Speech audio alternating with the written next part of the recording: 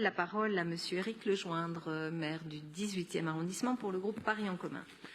Merci Madame la maire, chers collègues.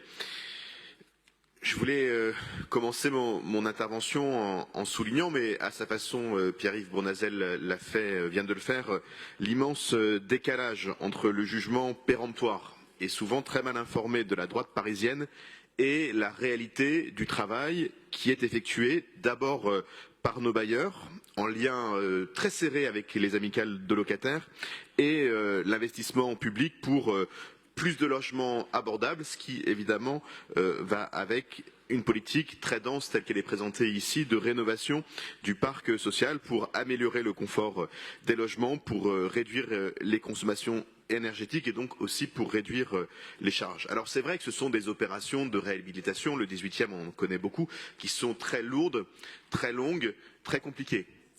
Mais il faut constater qu'à l'issue de ces opérations, 100% ou quasiment 100% des locataires sont satisfaits des travaux qui ont été réalisés, ont constaté une amélioration très nette de leur confort et notamment de leur confort thermique et ont vu une réduction relativement importante de leurs charges.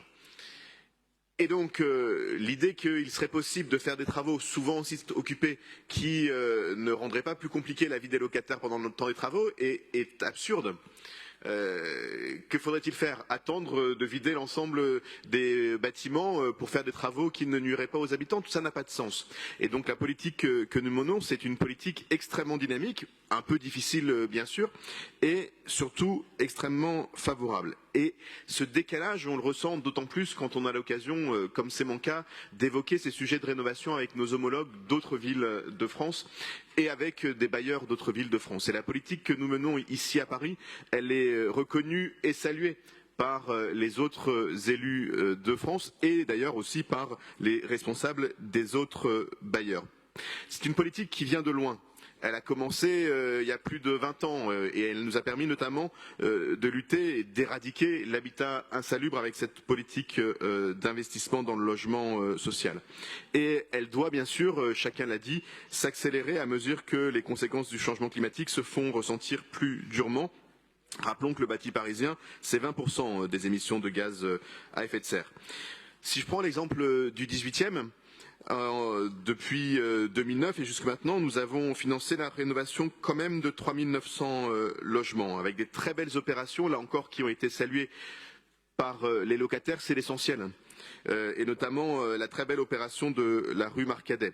Nous avons lancé une opération d'une extrême importance pour nous, celle de la rénovation totale de la cité Charles Hermite qui l'attendait depuis bien longtemps.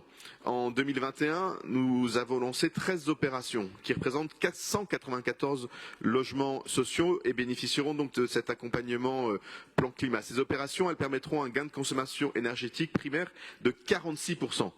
Quand même, ce sont des opérations essentielles qui permettent la réduction des charges. J'aurai l'occasion de l'évoquer au moment où nous examinerons la DLH 241. Rue des Poissonniers, nous estimons à 184 € annuels la réduction par an et par logement des charges. C'est dire si c'est une politique importante et je voulais conclure en saluant le travail difficile des bailleurs sociaux qui accompagnent les locataires et leurs représentants et opèrent toujours dans un dialogue très constructif. C'est une politique de rénovation du logement et du logement social qui est résolument engagée pour le logement social mais aussi pour le soutien aux copropriétés. Nous allons vite dans la bonne direction, accélérons encore. Merci beaucoup, Monsieur le maire.